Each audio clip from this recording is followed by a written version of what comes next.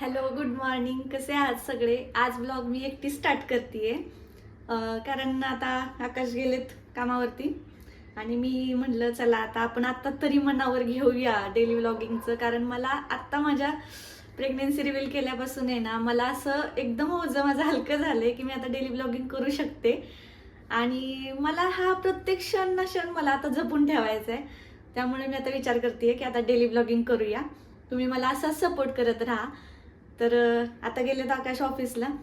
त्यांना आज काय डबा न्यायचा नव्हता, त्यामुळे माझं आज काम वाचलं होतं. मी आज फक्त माझ्यासाठी मसाले भात केलेला आहे. बाकी दुपारी बघू दुसरं काहीतरी बनवेल.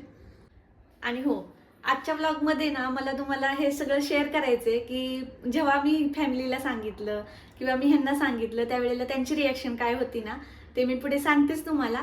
त्याआधी आत्ता मी जस्ट आंघोळ वगैरे काही केलेली नाही आहे, फक्त फ्रेश झाले होते, नाश्ता केला यांच्यासोबत. कारण सकाळची भूक लागतेच मला. त्यामुळं म्हटलं आता आधी पहिलं सगळं आवरून घेते. तुम्ही किती राडा पडला इथं, हा एवढा सगळा राडा बाहेरचं तुम्ही दाखवू शकत नाही. त्यामुळे मी आधी क्लिनिंग सगळी करून घेते, सगळं आवरते घर आणि छान मस्त फ्रेश होऊन तुम्हाला भेटते. तर आता वळूया आपल्या मेन टॉपिककडे. जेवण वगैरे मस्त झालेलं आहे आणि आता तुम्हाला सांगते मी की मी हा व्हिडिओ करण्याचं कारण काय. मुळात की मला तुम्हाला सगळ्यांसोबत शेअर करायचं होतं की आमच्या फॅमिलीची रिॲक्शन काय होती आमच्या प्रेग्नन्सीवरती, माझ्या फॅमिलीची, ह्यांच्या फॅमिलीची, म्हणजे दोन्हीकडून काय रिॲक्शन होती, आमच्या दोघांची रिॲक्शन काय होती. तर एक एक करून सगळे पॉईंट्स मी क्लिअर करते.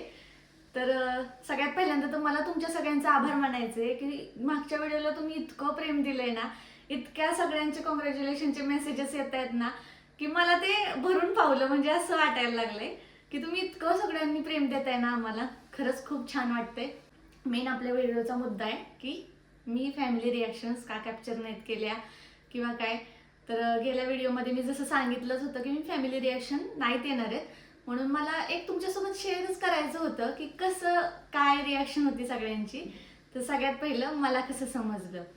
बऱ्याच दिवसांपूर्वीची गोष्ट आहे ही, हा व्हिडिओ मी आत्ता शूट करत असले तरी, कारण आता मला माझ्या प्रेग्नेन्सीचे 5 महिने पूर्ण झालेले आहेत. त्यामुळं आता बरेच दिवस झालेत ह्या गोष्टीला, पण तरी सुद्धा आता रिॲक्शन्स कॅप्चर नाहीत केलेल्या म्हणल्यावर मी तोंडी तर सांगू शकते. तर त्यावेळेला झालं असं होतं की इतक्या घाई गडबडीत सगळ्या गोष्टी झाल्या ना की आम्ही असं ठरवलंच नव्हतं काय की रिॲक्शन कॅप्चर्स करू किंवा काय करू, असं आमचं काही नव्हतं.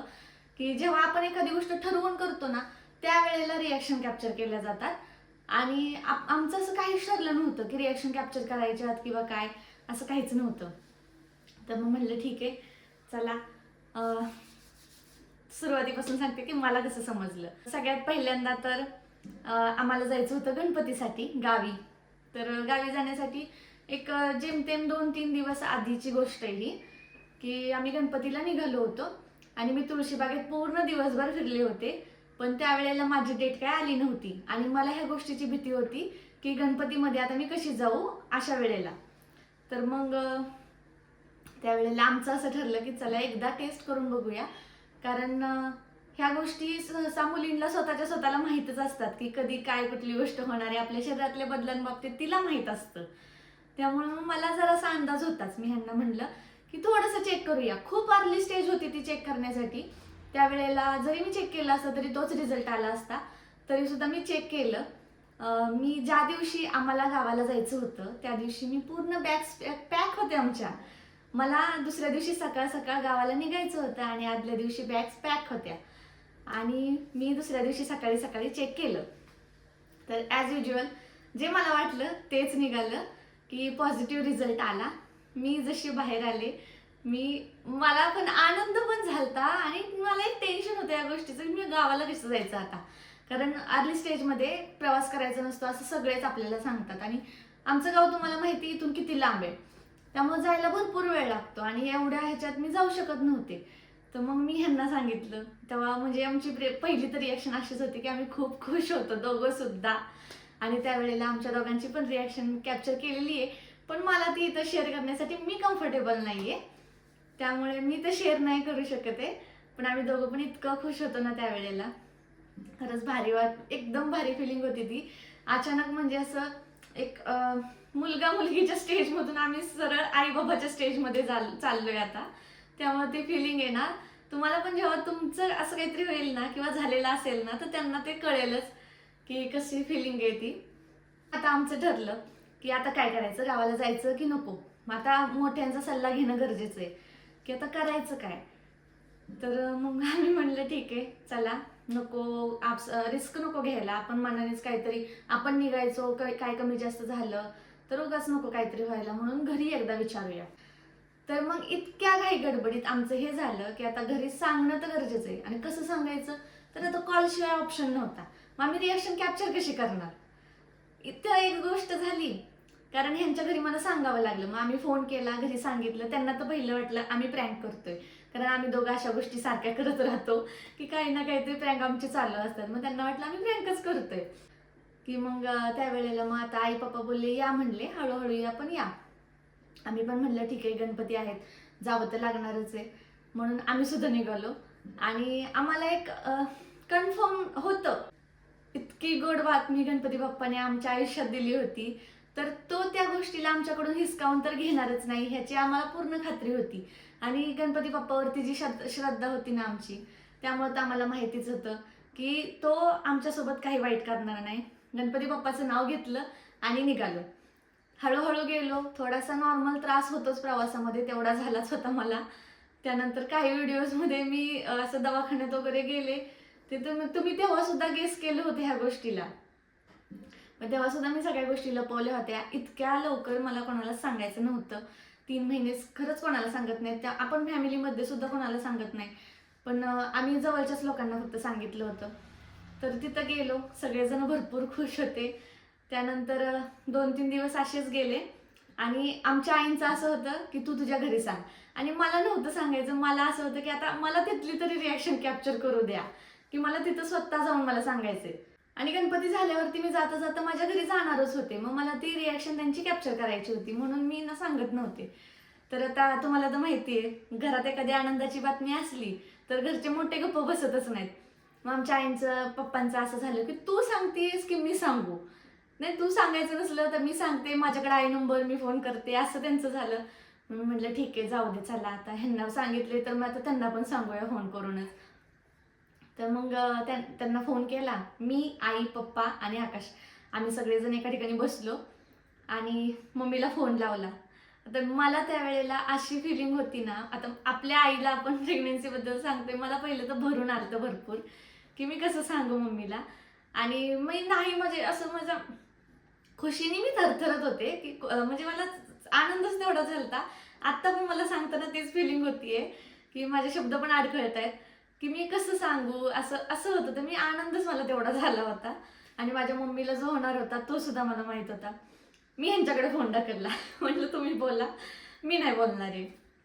तर मग ह्यांनी फोन घेतला, हे बोलले की आता खेळणी दुपटी काढा. मम्मीला पहिल्यांदा समजलंच नाही. मम्मी म्हटली कुणाला खेळायचंय, आता काय जावयाचं वय आहे का खेळायचं. तर मग म्हणजे आता आमच्याकडे सासूचं जावयाचं नातं असंच आहे, एकदम खेळकर. त्यामुळे त्यांनी मग परत एकदा बोलले, तेव्हा मम्मीला समजलं की असं आहे काहीतरी. तर मम्मी म्हटली दीदी तू मला का नाही सांगितलंस. म्हणलं अगं मला समोर येऊन सांगायचं होतं, पण मम्मी माझी एवढी खुश होती, तिला 2 सेकंद तर काही समजलंच नव्हतं. भाऊ पण माझा तिथं होता, सगळेजण इतके खुश झाले ना. पण अनफॉर्च्युनेटली मला ह्या गोष्टी कॅप्चर नाहीत करता आल्या. त्यामुळे ना खरं सांगते, एकदम सुरुवातीला घरच्यांना सांगायचंच नाही. म्हणजे ना अशी घाई होणार नाही कुठल्या गोष्टीची. मला त्या गोष्टीची अजून सुद्धा खंत वाटते की मी असं सांगायला पाहिजे होतं, एकदम प्रॉपर ठरवून सगळ्यांना असं समोर बसवून मला सांगायचं होतं. पण नाही झाल्या या गोष्टी, त्यामुळे ना मला कुणाच्याच रिॲक्शन कॅप्चर करता आल्या नाही. आणि करता येऊ शकल्या असत्या, पण व्हिडिओसाठी मी त्यांना रेडी कसं करू शकले असते. आणि हे सगळं स्क्रिप्टेड मला खरंच करायचं नव्हतं. जी पहिली रिॲक्शन असते ना तीच खरंच छान असते, त्यामुळे मला हे डबल मी करू शकले नाही. त्यानंतर पप्पा तिथे नव्हते, मम्मीने पप्पांना संध्याकाळी सांगितलं. पप्पा पण भरपूर खुश होते, पण ते मला तोंडावर असे काही म्हणाले नाही, कारण त्यांना आहे ना, आता आपले पप्पा कसे असतात सगळ्यांनाच माहिती आहे. आपल्या वडिलांना त्यांच्या फिलिंग्स कधीच एक्सप्रेस करता येत नाही, शेवटी बाप ते बापच असतो. त्यामुळे ना पप्पांनी माझ्यासमोर त्या फिलिंग एक्सप्रेस नाहीत केल्या, पण त्यांना पण भरपूर आनंद झाला. आणि मग ह्या सगळ्या गोष्टी अशा गडबडीत झाल्या. मग मी आता ठरवलंय की इथून पुढचं जे काही असेल आमच्या प्रेग्नेन्सी बाबतीत, बाळाबाबतीत, आमच्या लाईफ बाबतीत, मी सगळं कॅप्चर करणार आहे. जरी काही गोष्टी राहून गेल्या तर तुम्ही आम्हाला आठवण करून द्या की हा ही गोष्ट राहतीये, तू ही व्हिडिओमध्ये कर. तर मी ती सुद्धा नक्की करेल. आणि इथून पुढचा जो आमचा प्रवास आहे ना, तो आता दोघांचा नसणार आहे, तिघांचा असणार आहे. त्यामुळे आम्ही खूप खुश आहे आणि तुमचा पण आशीर्वाद आमच्यावरती असाच राहू द्या. आणि इथून पुढे माझ्या प्रेग्नेन्सीची पूर्ण जर्नी मी अशीच प्रत्येक व्लॉगमध्ये थोडी थोडी करून शेअर करत राहणार आहे. फक्त तुमच्यासाठीच नाही तर माझ्या स्वतःसाठी सुद्धा. कारण जेव्हा पण मी भविष्यात 2-4 वर्षांनी किंवा काही वर्षांनी मी ह्या गोष्टी बघेल ना, त्यावेळेला मलाच त्या गोष्टींचा आनंद मिळणार आहे. त्यामुळे मी ह्या गोष्टी सगळ्या मी स्टोअर करून ठेवणार आहे, कॅप्चर करून ठेवणार आहे, की जेणेकरून कुठल्याच गोष्टीची आता मला ना खंत राहणार नाही की मी हे केलं नाही ते केलं नाही असं. तर आजच्या व्हिडिओमध्ये एवढंच बोलते, नाही तर मला आता इथंच रडू कोसळणार आहे. तर चला भेटूया पुढच्या व्हिडिओमध्ये. तोपर्यंत बाय बाय.